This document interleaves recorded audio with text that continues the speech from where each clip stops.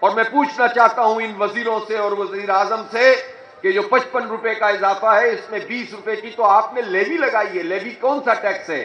اس کا پیٹرول کی قیمت سے کوئی تعلق نہیں ہے. یہ صرف ہماری جیبوں پر ڈاکہ ہے.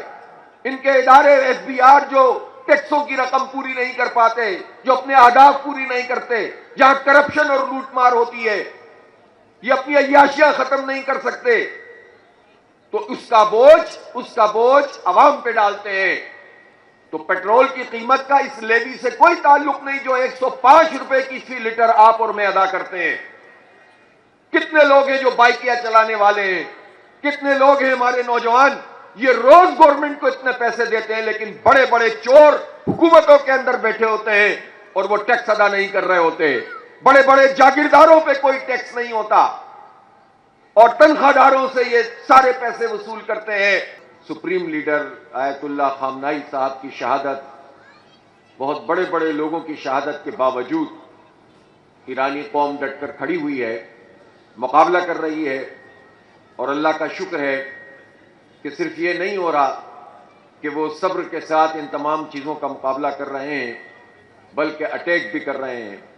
اور اس وقت سی این این ہو یا بی بی سی یا فاکس نیوز، جتنے بین الاقوامی نشریاتی ادارے ہیں، وہ تل ابیب کی اور اسرائیل کی صحیح صورتحال ان پر بین ہے، ان پر پابندی ہے، اس لیے کہ پورے میڈیا پر یہودیوں کا قبضہ ہے.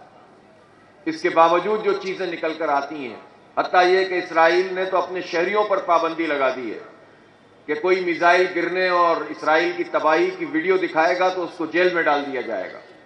لیکن اس کے باوجود یہ دنیا کو پتہ چل گیا ہے کہ اسرائیل کو یہ سودا بہت مہنگا پڑا ہے اور گزرتے وقت کے ساتھ انشاءاللہ امریکی اڈوں کو بھی نشانہ بنایا جائے گا اور اسی طرح سے اسرائیل کو بھی نشانہ بنایا جاتا رہے گا. لیکن اس میں ایک سبق ہے پوری امت مسلمہ کے لیے، ہم سب کے لیے، کہ یہ تو سب اکٹھے ہو جاتے ہیں. ایران پر حملے سے پہلے نریندر مودی نے اسرائیل کا دورہ کیا اور ساتھ دینے کا اعلان کیا. اور اس سے پہلے بھی، اگرچہ پہلے انڈیا کی فلسطین کے حوالے سے پالیسی دوسری ہوتی تھی، لیکن جب سے غزہ پر اسرائیل نے بمباری شروع کی، ہزاروں لوگوں کا قتل عام کیا، تو بھارت کی سپورٹ اسرائیل کو حاصل تھی. اور یہی وجہ ہے کہ جب ایک فالس فلیگ آپریشن کشمیر میں پہلگام میں کر کے انڈیا نے چاہا تھا کہ پاکستان پر یلغار کرے گا، تو اس وقت اسرائیل اس کے ساتھ کھڑا ہوا تھا. گویا یہ ایک اتحاد ہے خصوصی طور پر امریکہ، بھارت اور اسرائیل کا، اور ہم اس کو تثلیث خبیثہ کہتے ہیں، ٹرینٹی آف ایول کہتے ہیں. یہ شیطانی قسم کے لوگ ہیں جنہوں نے انسانیت کے خلاف، مسلمانوں کے خلاف اتحاد کیا ہوا ہے. اس لیے اس میں سبق ہے پوری امت مسلمہ کے لیے کہ اگر اس وقت بھی ہم شیعہ سنی کی بات کریں گے، اس وقت بھی ہم فرقوں میں اور مسلکوں میں اور برادریوں میں اور زبانوں میں لوگوں کو تقسیم کریں گے، تو ہمارا یہ دشمن کسی کو بھی نہیں چھوڑے گا. اس کا نشانہ آج ایران ہے تو ترکی بھی اس کے ہدف میں ہے. بار بار اسرائیل کی طرف سے اس پر بات ہو رہی ہے. اور آپ کو سمجھنا چاہیے کہ جب ایران پر حملہ نیتن یاہو نے کیا تو اس نے ایران کی بات نہیں کی بلکہ اس نے فارس کی بات کی، اس نے بلوچستان کی بات کی، اس نے کردوں کی بات کی. اس کا مطلب ہے کہ یہ پوری امت کے حصے بکھرے کرنا چاہتے ہیں. اس لیے ہمیں متحد ہو کر ہر اس قوت کے ساتھ کھڑا ہونا پڑے گا جو ان طاغوتی قوتوں کے مقابلے میں کھڑی ہوئی ہے. اس لیے پاکستان کو بھی کھل کر ایران کی سپورٹ کرنی چاہیے اور نام لے کر امریکہ اور اسرائیل کی مذمت کرنی چاہیے. بدقسمتی ہے کہ ہمارے ملک پاکستان میں حکومتی پارٹیاں بھی اور بڑی اپوزیشن پارٹیاں بھی امریکہ کا نام نہیں لے رہے. اس وقت زیادہ سے زیادہ اسرائیل کے حملے کی بات کر دیتے ہیں. 80-90 ہزار جو مسلمان شہید ہوئے غزہ میں، تو نیتن یاہو کو مدد کون فراہم کر رہا تھا؟ ٹرمپ فراہم کر رہا تھا. جب وہاں پر ہماری پوری آبادیوں کو برباد کر رہے تھے، ہمارے بچوں کو قتل کر رہے تھے، تو امریکہ کا صدر انہیں اسلحہ فراہم کر رہا تھا اور وہ ہتھیار بھی اس نے فراہم کیے جو اس سے پہلے بائیڈن نے نہیں فراہم کیے تھے.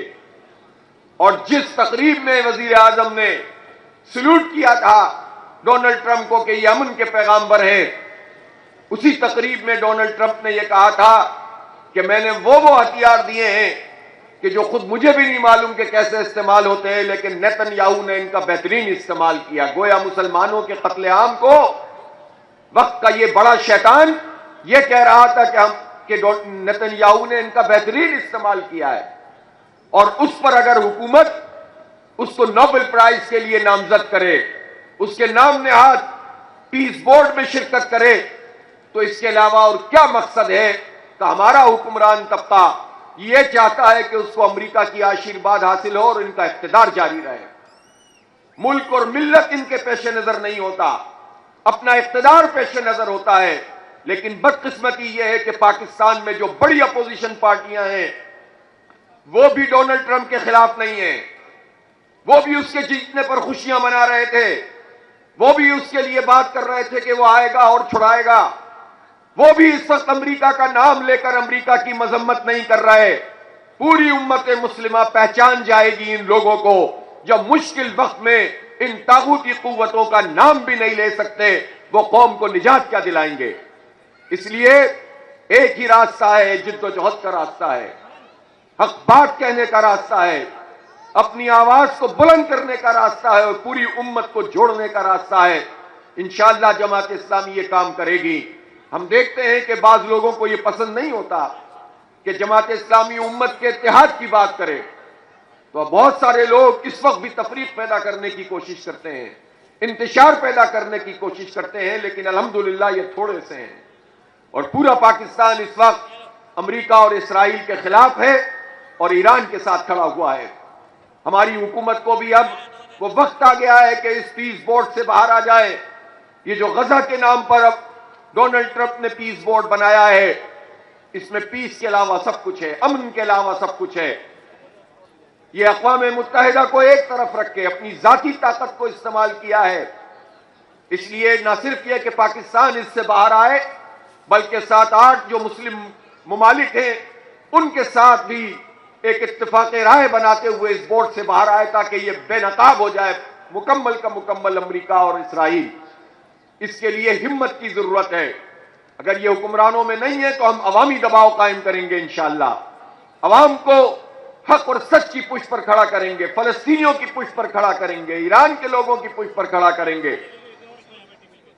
اور ان حالات میں بھی کہ جب صورتحال اس طرح کی ہے کہ چاروں طرف حالات خراب ہیں، تو ہماری حکومت بجائے اس کے کہ عقل سے کام لے، اس نے پیٹرول کی قیمت میں 55 روپے کا اضافہ کیا۔ کہتے ہیں کہ عالمی مارکیٹ میں قیمتیں بڑھ گئی ہیں، لیکن عالمی مارکیٹ پہ جب قیمتیں کم ہوئی تھیں چند مہینے پہلے، 5 سال میں سب سے کم سطح پر عالمی مارکیٹ میں تیل کی قیمتیں ہوئی تھیں، تو اس وقت تو انہوں نے پیٹرول کم نہیں کیا، 5 روپے کم کر کے 10 روپے بڑھا دیے تھے، لیکن ابھی جبکہ خریداری بھی نہیں کی ہے، وہ بھی 1-1.5 مہینے بعد ہونی ہے، اور ابھی سے لوگوں کے اوپر یہ دباؤ ڈال دیا۔ یہ کہاں جائیں مڈل کلاس لوگ، موٹر سائیکل چلانے والے، یونیورسٹی اور کالجوں میں پڑھنے والے، اپنی مزدوری پہ جانے والے، اپنے دفتروں میں جانے والے، یہ غریب اور مڈل کلاس کے لوگ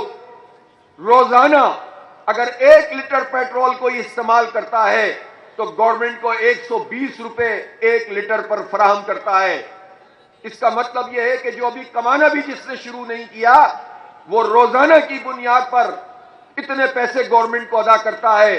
اور میں پوچھنا چاہتا ہوں ان وزیروں سے اور وزیر اعظم سے کہ جو 55 روپے کا اضافہ ہے، اس میں 20 روپے کی تو آپ نے لیوی لگائی ہے۔ لیوی کون سا ٹیکس ہے؟